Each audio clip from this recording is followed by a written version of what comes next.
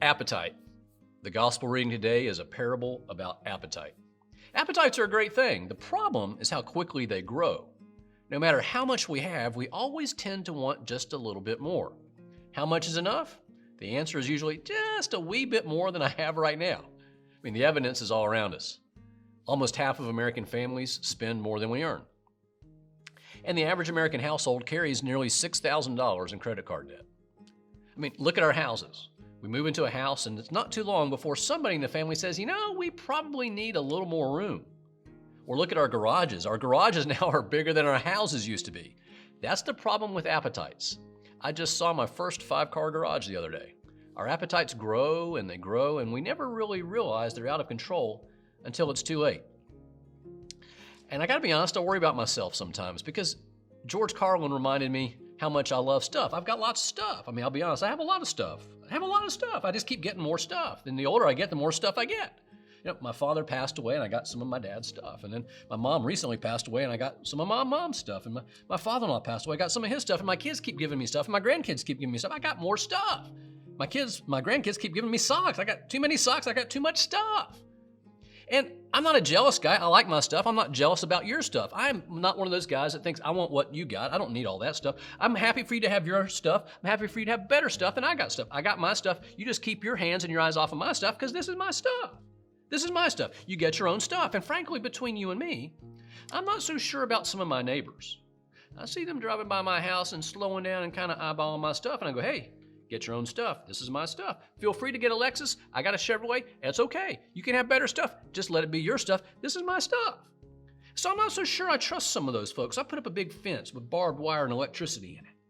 And a couple of towers with some guys with rifles and some lasers and some dogs in there just to protect my stuff because it's my stuff. Keep your eyes off of my stuff. It's my stuff. And then I got to thinking one night. I live in Georgia and sometimes the wind's really bad. And I heard a tree falling in my backyard and I thought, what happens if that tree falls on my house? It would destroy my stuff. So I called my insurance agent and I said, I better protect my stuff. Can I insure my stuff? He said, if you send me enough money. And I said, sure. How much do I need to send you? I got to take care of it. I've got to protect my stuff. And he said, now I need you to make an inventory of your stuff. I need you to write down everything that you got, all your stuff, so that if something actually does happen, we'll know what you got. And you also won't tell me that you got something better than you actually had stuff. He said, so go, if you would, kind of make an Excel spreadsheet, keep it online in a Google Doc of everything that you've got. And then if you would, take an iPhone and go around your house and take pictures of all your stuff and make sure you get the manufacturer and the serial number so we know clearly what kind of stuff you got.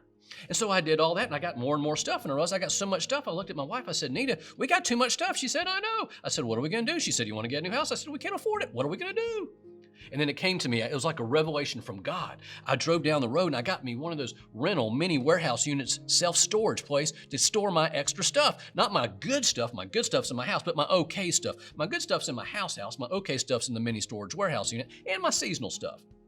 My Santa stuff, my Easter Bunny stuff, my Great Pumpkin stuff. I keep that stuff in the mini storage warehouse, and I can kind of change it out by the time of year. But it's still my stuff because I don't want to give it away stuff. It's still my stuff. I've got too much stuff.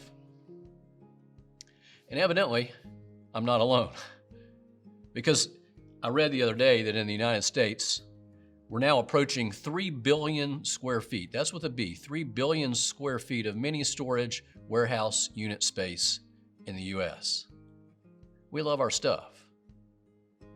Maybe, just maybe, that's why Jesus talks about greed and money and possessions so much. He talks about money 20 times more often than he talks about sex.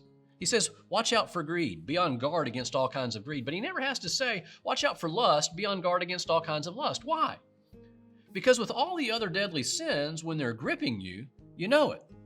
And adultery and lust, it's hard to be having an affair and not know it. Oh, wait, I didn't realize you weren't my wife. No, that's not true with greed, is it? I've listened to a lot of folks confess to a lot of different things in my life. And I can't remember a single time somebody said, Alan, you know what my problem is? I love stuff way too much. I think my problem is greed. Greed's the one deadly sin that nobody thinks they're guilty of. Greed. An inordinate desire for stuff, not wanting it, but wanting it too much, excessive worry and concern. So let's think for just a moment. On the one hand, Jesus talks about greed 20 times more than he talks about sex and lust. On the other hand, none of us think that we're guilty of greed. So I think it's safe to assume if Jesus talks about it that much and none of us think that we're guilty of it, maybe, just maybe, he's right. It's the one sin that we're probably not aware of. Why did Jesus come? You are the one thing that he didn't have. He gave up his glory, his comfort to purchase you. You are more valuable to him than anything. Anything. He will do anything to purchase you, anything for us. Does that awareness impact you? Because it should. When you see that you are Jesus' ultimate treasure, it melts your heart. It changes you on the inside. It changes everything about you, and everything else becomes just stuff. And then you're free to use your life and your stuff to help heal the world.